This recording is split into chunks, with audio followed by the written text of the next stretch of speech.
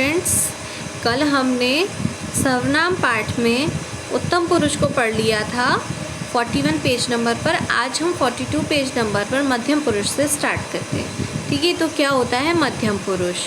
सबसे पहले तो इसे ही पढ़ते हैं। मध्यम पुरुष यानी कि सेकंड पर्सन, सुनने वाले या जिससे बात की जाती है, उसके लिए जिस सर्वनाम का प्रयोग करते हैं उसे मध्यम पुरुषवाचक सर्वनाम कहते हैं। यानी कि सुनने वाला या जिससे बात की जाए। अभी तो कहने वाला और लिखने वाले की बात हुई थी, अब क्या है सुनने वाला, जिससे सुनने की बात की जाए, जो सुने बात को, वो क्या होता है, वो मध्यम पुरुष होता है। उसके लिए जिस सर्वनाम का प्रयोग किया जाता है वो मध्यम पुरुषवाचक सर्वनाम कहते हैं। जैसे तू, तुम, तुझे, तुम्हें, तुमको, आप आदि। ठीक है, तुम कब आए, मैं हूँ, मैं ये कह रही हूँ, लेकिन मैं किससे कह रही हूँ, किसी और से कह रही हूँ, और वो क्या कर रहा है, सुन रहा है। तो जो सुन रहा है वो मध्यम पुरुष है। तुम कब आए, आप किससे मिलना चाहते हैं, तू यहाँ खड़ा है, तुझे क्या लेना है, तुम्हें क्या चाहिए, तुम्हें अभी जाना चाहिए। तो ये सब जो है क्या है, ये किसी और से कह रहे हैं हम, और वो जो है क्या कर रहा है, वो सुन रहा है, तो वो मध्यम पुरुष सर्वनाम है। अब देखिए अन्य पुरुष। अब अन्य पुरुष के बारे में पढ़ लेते हैं, क्या है ये। बोलने वाले तथा सुनने वाले के अतिरिक्त जिसके विषय में बात की जाती है उसके लिए प्रयुक्त होने वाले सर्वनाम को अन्य पुरुषवाचक सर्वनाम कहते हैं।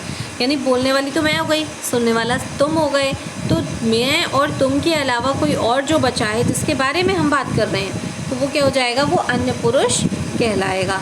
जैसे जो सर्वनाम पुरुषवाचक सर्वनाम कहते हैं, जैसे वह, वे, उन्होंने, उसे आदि। मैं राम के घर गया, वह मुझे नहीं मिला। अब मैं बात कर रही हूँ, मैं बता रही हूँ, तुम्हें बता रही हूँ कि मैं राम के घर गई, वह मुझे नहीं मिला। तो किसके बारे में बात कर रही हूँ मैं, राम के बारे में। तो राम के बारे में जो मैं बात कर रही हूँ तो ये अन्य पुरुष सर्वनाम होगा। ठीक है, अब निश्चयवाचक सर्वनाम, डेफिनेट प्रोनाउन। जो सर्वनाम निकट या दूर की किसी निश्चित वस्तु या व्यक्ति की ओर संकेत करते हैं उन्हें निश्चयवाचक सर्वनाम कहते हैं। यानी कि ऐसे सर्वनाम जो किसके बारे में बताएं, निकट यानी पास की, दूर यानी दूर की, किसी व्यक्ति या वस्तु, निश्चित व्यक्ति या वस्तु के बारे में बात करते हैं उसे निश्चयवाचक सर्वनाम कहते हैं। सिर्फ यह मेरा भाई है, अब यह हम किसी की तरफ बता रहे हैं और यह मेरा भाई है, वो पास में ही है, तो इससे एक तो दूरी का पता चला, निकट में है, लेकिन उसी के बारे में बात करें कि यही मेरा भाई है। ठीक है, तो यह मेरा भाई में यह जो वर्ड आया है वो क्या है, सर्वनाम। वे कौन हैं, किसी और के बारे में बात कर रहे हैं और उनकी तरफ ही निश्चित मतलब उंगली करके हम बता रहे हैं वे कौन है, तो वे जो शब्द आया वो सर्वनाम है, क्योंकि किसी एक के बारे में हम यहाँ पर बात कर रहे हैं, जिसके बारे में बात कर रहे हैं उसी के बारे में कह रहे हैं। जैसे यह तथा वे निश्चयवाचक सर्वनाम है, इसी प्रकार वह तथा ये भी निश्चयवाचक सर्वनाम होंगे। अब आ गया अनिश्चयवाचक सर्वनाम। जिन सर्वनामों में किसी निश्चित व्यक्ति या वस्तु का बोध नहीं होता उन्हें अनिश्चयवाचक सर्वनाम कहते हैं। जैसे कोई आपसे मिलने आया था, अब कोई में कोई भी हो सकता है। ठीक है, अनिश्चय है। मैं अगर कह दी मेरा भाई आपसे मिलने आया था, तो मेरा भाई तो पता है, निश्चित है, लेकिन ये कोई आपसे मिलने आया था तो इसमें पता नहीं कौन आया था, तो कोई जो आया वो अनिश्चयवाचक है, इनडेफिनिट। ठीक है, दरवाजे पर भिखारी खड़ा है, उसे कुछ खाने को दे दो, कुछ में अब पता नहीं क्या देना है, कुछ तो देना ही है। ठीक है, कुछ। मैंने जो कहा किसी ने सुना तो नहीं, अब किसी ने नहीं सुना, कोई तो था जो उसने नहीं सुना। यहाँ कोई, कुछ तथा किसी अनिश्चयवाचक सर्वनाम है क्योंकि उनमें निश्चित व्यक्ति या वस्तु का बोध नहीं होता है। ठीक है, संबंधवाचक सर्वनाम जो आ गए, जो सर्वनाम दो बातों में संबंध जोड़ते हैं उन्हें संबंधवाचक सर्वनाम कहते हैं। ठीक है, जो सर्वनाम दो बातों में संबंध जोड़ते हैं, कोई दो बातें हैं उनके बीच में संबंध जोड़ रहा है, उससे ही रिलेटेड है, उससे ही जुड़ा हुआ है, तो वो दोनों बातों में, तो वहाँ पर क्या होगा, संबंधवाचक सर्वनाम। जैसे जो सो, जैसा वैसा, जिसकी उसकी, जैसे जो करेगा सो भरेगा, ये जो है वो सो से जुड़ा हुआ है, जो करेगा सो भरेगा, जो करेगा वही भरेगा। फिर जैसे बोओगे वैसा काटोगे, जैसा वैसा, जिसकी लाठी उसकी भैंस, जिसकी उसकी। ठीक है, अब आगे प्रश्नवाचक सर्वनाम, जिसमें प्रश्न पूछे जाते हैं वो प्रश्नवाचक सर्वनाम होता है। जिन सर्वनामों का प्रयोग प्रश्न पूछने के लिए किया जाता है वह प्रश्नवाचक सर्वनाम कहलाते हैं। जैसे क्या, कौन, कैसे आदि। तुम्हारा नाम क्या है, अब तुमसे पूछ रहे हैं तुम्हारा नाम क्या है। आज कौन आ रहा है, ठीक है, तो कौन, क्या, ये क्या हो गए, प्रश्नवाचक सर्वनाम हो गए। अब आ गया आपका निजवाचक सर्वनाम। निज यानी कि अपना। रिफ्लेक्सिव प्रोनाउन, जो सर्वनाम सभी प्रकार के नामों या सर्वनामों के साथ प्रयुक्त होकर अपने आप स्वयं का बोध कराते हैं उसे निजवाचक सर्वनाम कहते हैं। ठीक है, यहाँ पे कौन सा हो गया, ये निजवाचक सर्वनाम हो गए, अपना ही बोध करा रहे हैं ना इसलिए। अब नेक्स्ट पढ़ते हैं। मैं इसे अपने आप उठा लूँगा, तो अपने आप, अपने बारे में बात की जा रही है, निजवाचक हो गया। फिर आ गया आपका वह अपने आप चला जाएगा, अब वह के बारे में बात हो रही है और वो भी अपने आप चला जाएगा, तो यहाँ पे भी निज। खुद, अपने आप, अपना, मेरा, ये सब जो ये किस में आते हैं, ये निजवाचक सर्वनाम में आते हैं। उसने खुद ही अपने पैरों पर कुल्हाड़ी मारी, खुद ही। अब यहाँ पर भी वर्ड आ गया ना, खुद।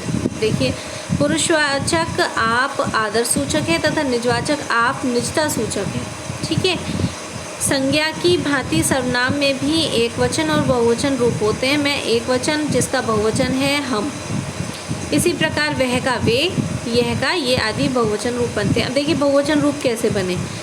सर्वनाम में एक वचन के बहुवचन भी होते हैं। मैं जा रही हूँ, और इसका बहुवचन बनाऊँगी हम जा रहे हैं। इसी प्रकार वह का वे हो जाएगा, वह खा रहा है, वे खा रहे हैं। यह का ये हो जाएगा। ठीक है, यह पुस्तक पढ़ रहा है, ये पुस्तक पढ़ रहे हैं, तो बहुवचन हो गया। ठीक है, अब नेक्स्ट है संज्ञा की भांति सर्वनामों के साथ भी कारकों चिन्हों का प्रयोग करते हैं। संज्ञा के साथ हम किसका, सर्वनाम के कारक चिन्हों का प्रयोग करते हैं। कारक चिन्ह जुड़ जाने पर सर्वनामों के रूप में परिवर्तन आ जाता है। कैसे, केवल 7 कारक चिन्ह ही सर्वनाम के साथ प्रयोग किए जाते हैं। सर्वनाम का संबोधन कारक नहीं होता। सर्वनाम के रूप रचना नीचे प्रस्तुत है। जैसे मैं, उत्तम पुरुष के लिए अब यहाँ पर बता रहे हैं कि कैसे हम इसको यूज़ करेंगे एक वचन में और बहुवचन में। अब कर्ता का तो होता है, कर्ता में मैं, मैंने। कर्ता कौन होते हैं, काम करने वाले। मैंने पुस्तक पढ़ी, ठीक, मैं दूध पी रही हूँ। ठीक है, अब इसमें बहुवचन में हम इसको बदलेंगे तो हमने पुस्तक पढ़ी, हम दूध पी रहे हैं, तो एक वचन बहुवचन। इसी प्रकार कर्म में मुझे, मुझको, बहुवचन में हमें, हमको हो जाएगा।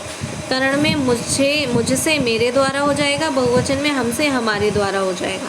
संप्रदान कारक में मुझे, मुझको, मेरे लिए होगा। बहुवचन में हमें, हमको, हमारे लिए होगा। अपादान में मुझे अलग, हमसे अलग के अर्थ में आएगा। ठीक है, संबंध में मेरा, मेरे, मेरी, और बहुवचन में हमारा, हमारे, हमारी।